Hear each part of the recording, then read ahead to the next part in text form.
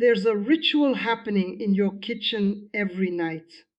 You can't see it, you can't hear it, but something is watching, waiting.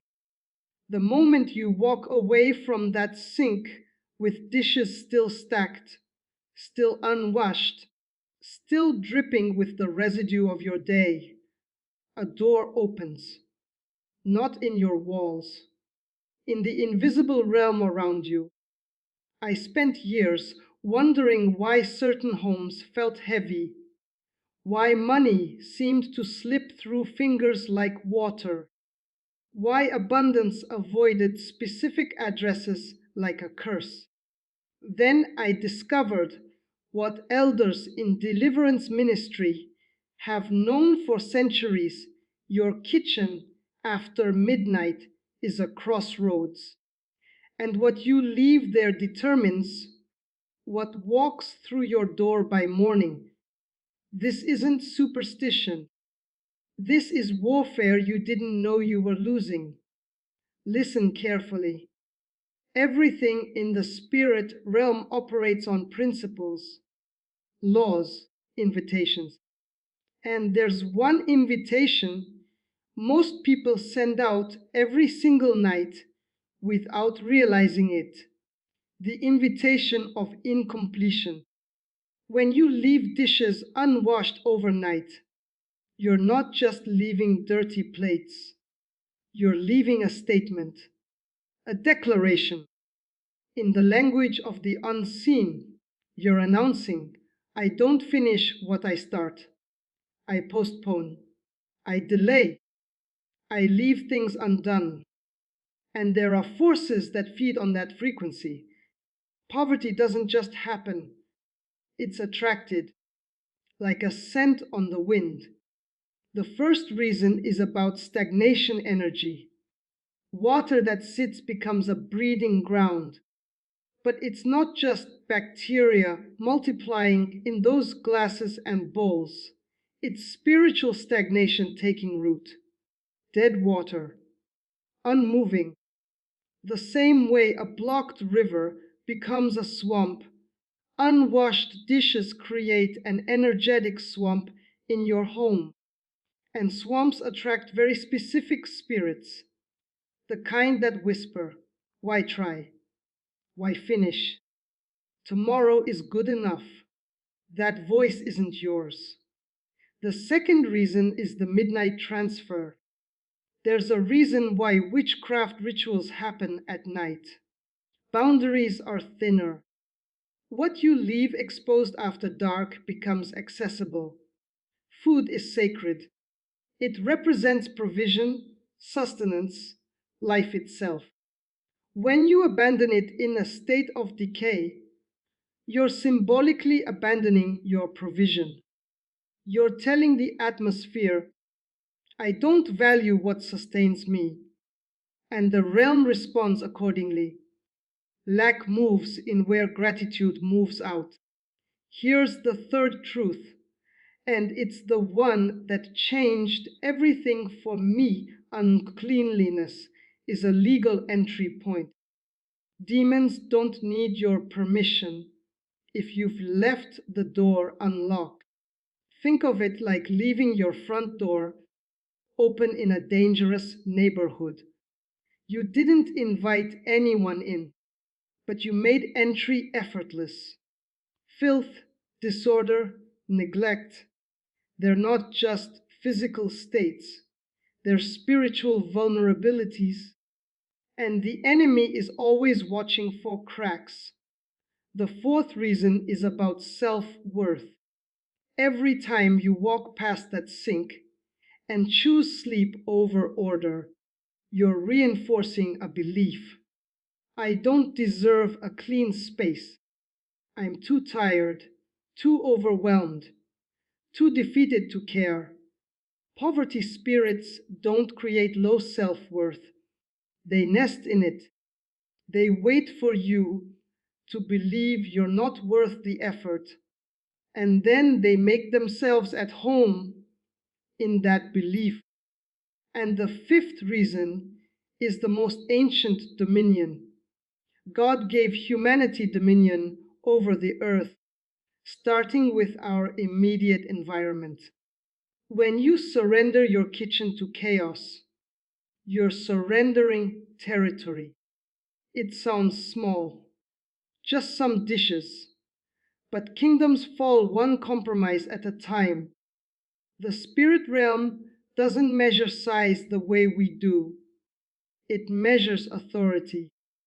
And every night you choose neglect over stewardship, you're training yourself to lose. Your home is your first battleground.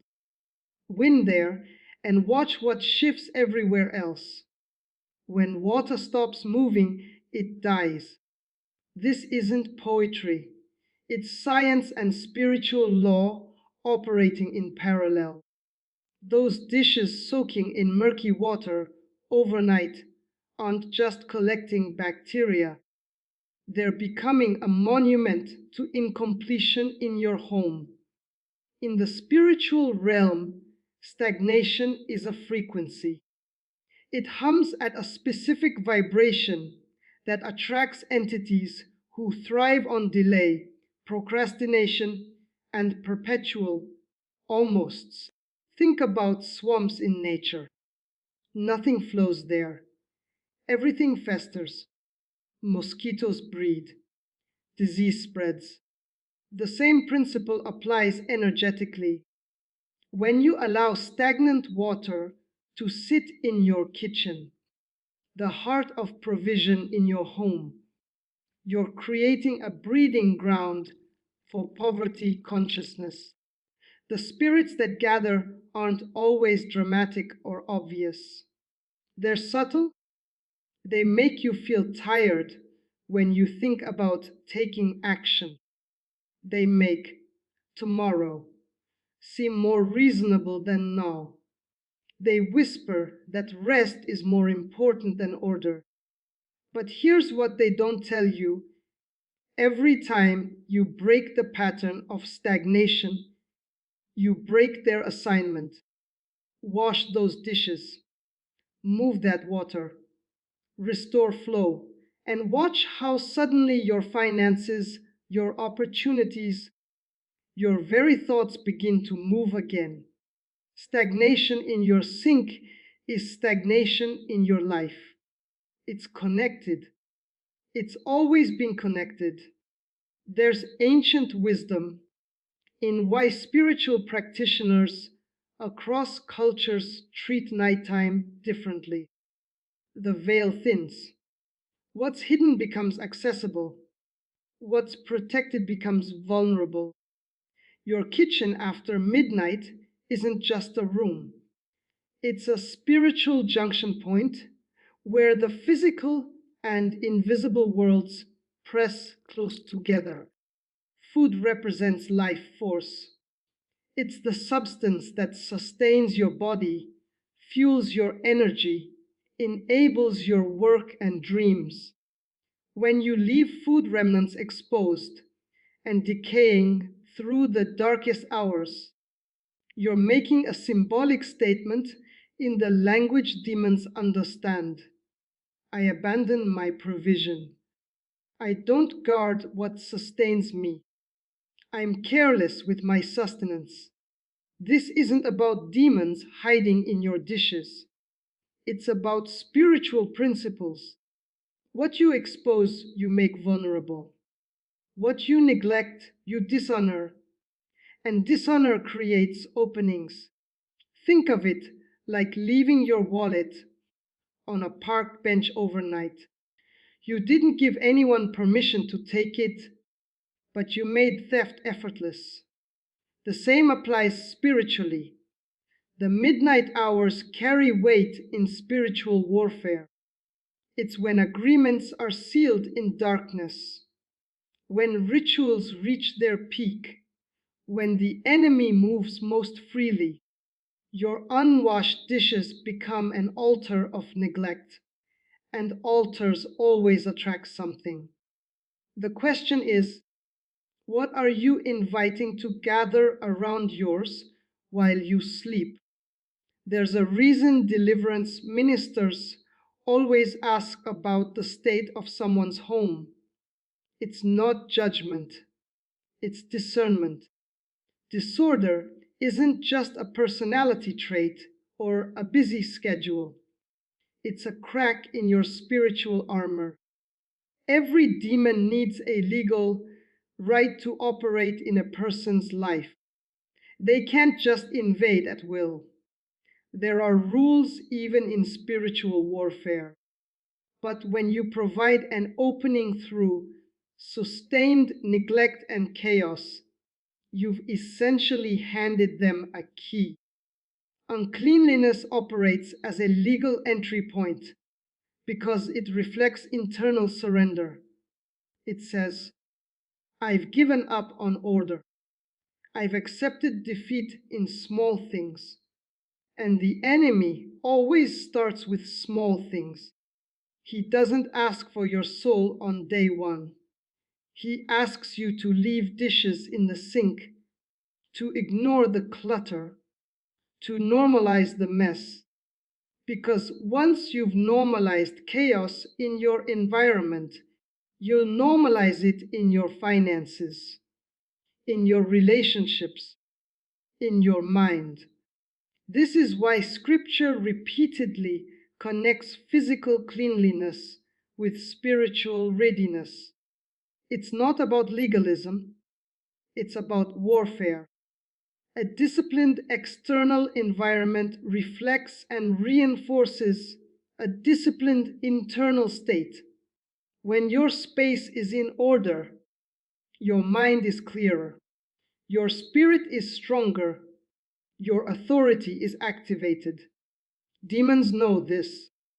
That's why they celebrate every time you choose disorder. You're training yourself for defeat. God's very first instruction to humanity was about dominion. Subdue the earth. Have authority over it. This wasn't just about nations and forests. It started in the immediate, the personal, the domestic. Your home is your first kingdom. Your kitchen is ground zero for provision warfare. And every single night you walk away from unwashed dishes, you're practicing the act of surrender. It sounds extreme until you understand how spiritual authority actually works. Authority isn't claimed in grand moments. It's built in small, consistent acts of stewardship. When you take dominion over your kitchen by keeping it clean, ordered, and honoring the provision God's given you, you're exercising spiritual muscle. You're declaring, I rule here. I steward what's mine. Nothing gets to decay under my watch. But when you surrender that small territory, you're training your spirit to surrender in other areas. Your mind learns it's okay to leave things undone. It's okay to let things fall apart. Someone else will handle it, or maybe it doesn't matter. That mindset doesn't stay in the kitchen. It spreads to your bank account, your business, your dreams, your calling. Poverty spirits don't need to attack you directly if they can simply wait for you to surrender territory bit by bit. Win your kitchen. Reclaim that ground and watch how your capacity to hold breakthrough in other areas suddenly strengthens.